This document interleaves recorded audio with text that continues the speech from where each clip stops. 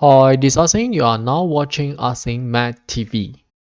Today we'd like to share how to integrate e to the power of 2x times cos 3x with respect to x. In this video, we are going to apply the tabular method, or more commonly known as DI method. D stands for differentiation, I stands for integration.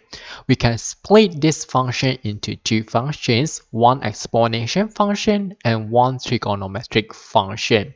As we know, regardless how many times we differentiate them, we are not able to obtain 0. So we can simply take the exponential function put under d and the trigonometric function put under I. So let's differentiate the exponential function. We should have e to the power 2x. Differentiate the power, we obtain 2.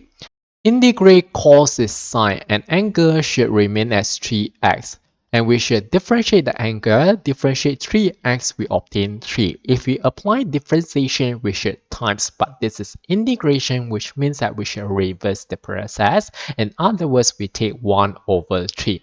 Repeat the process again. So we differentiate the exponential function. Again, we have e to the power of 2x.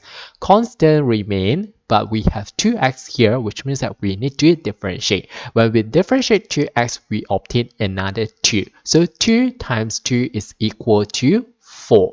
Now integrate. So integrate sine is negative cos. Again, remain angle 3x. Differentiate 3x, we have 3. So which means that we need to times 1 over 3 again. 1 over 3 times 1 over 3, which is 1 over 9.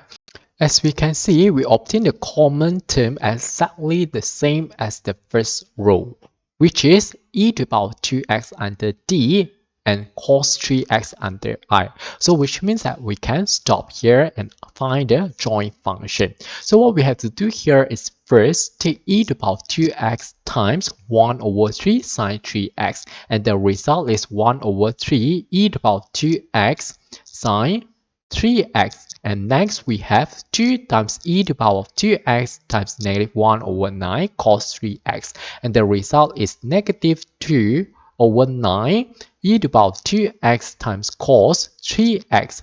Don't forget, under the DI method, the sign should be alternately plus minus plus, which means that we have plus times plus, we obtain plus. Minus times minus, we obtain plus.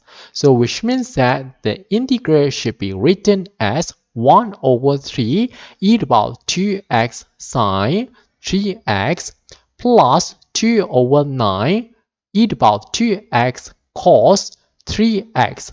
And take note that none of the functions in the last row is equal to 0, which means that we have integral left, and we have plus times negative, negative, and we integrate 4 times 1 over 9, which is 4 over 9, and the remaining functions e to the power 2x times cos 3x, and we integrate with respect to x.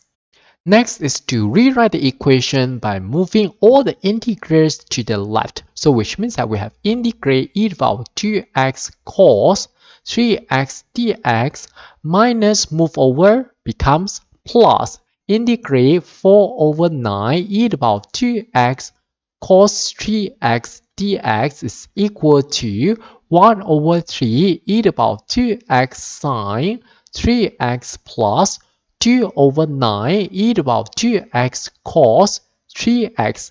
At this moment, we don't have to add the constant c since the integration isn't complete. So we can first simplify.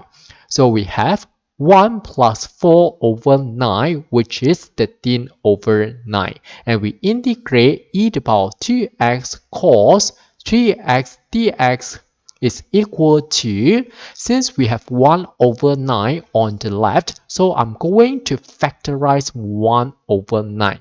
And also the common factor e to the power of 2x. And we should left 1 over 3 divided by 1 over 9, which is 3.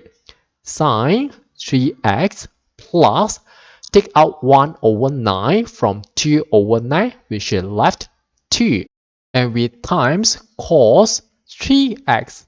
Next is to divide the entire equation by the constant 13 over 9 or equivalently we times 9 over 13. So which means that we should have integrate e to the power 2x cos 3x with respect to x is equal to 1 over 9 times 9 over 13, which is 1 over 13 e to the power 2x times 3 sine 3x plus 2 cos 3x. Remember to add the constant c since the integration is complete. Okay, that's all for this video. Thanks for watching. Hope you like this. See you.